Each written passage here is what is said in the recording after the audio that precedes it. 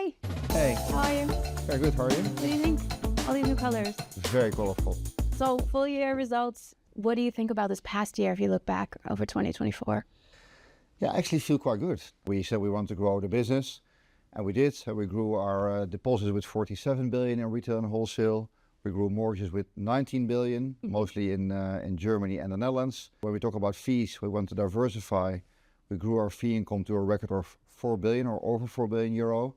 As a matter of fact, we have one of the best years ever with a record total income, but it also means we cannot be complacent and we could continue to work hard to drive value for customers. And if we look at the past year, was there anything that stood out for you? Were there any surprises? Well, 2024 was a year when we moved to the next phase of our strategy, growing the difference, which is all about growth.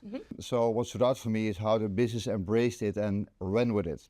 And of course, there's always challenges and uncertain circumstances, whether it's the inflation or the economic circumstances or interest rates. But nevertheless, our people are very motivated and dedicated, and that really stood out for me. That's really fantastic. And it also means that we have been able to continue to grow the interaction with our customers. We had very good appreciation from our customers, both in retail and wholesale banking.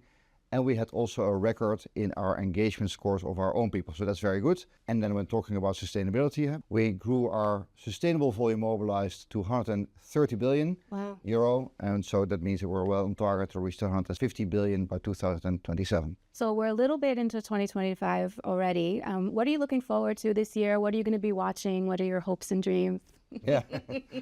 Well, since we have been having these interviews, we've always been talking about the challenges in the world. And there's always challenges are going to be challenges, whether it's geopolitical or economical. But we do not run the bank for the short term. We have been successful and will be successful if we focus on what we need to do long term, focus on the customers, focus on growth in an efficient and safe way, focus on being a leader in the low carbon transition.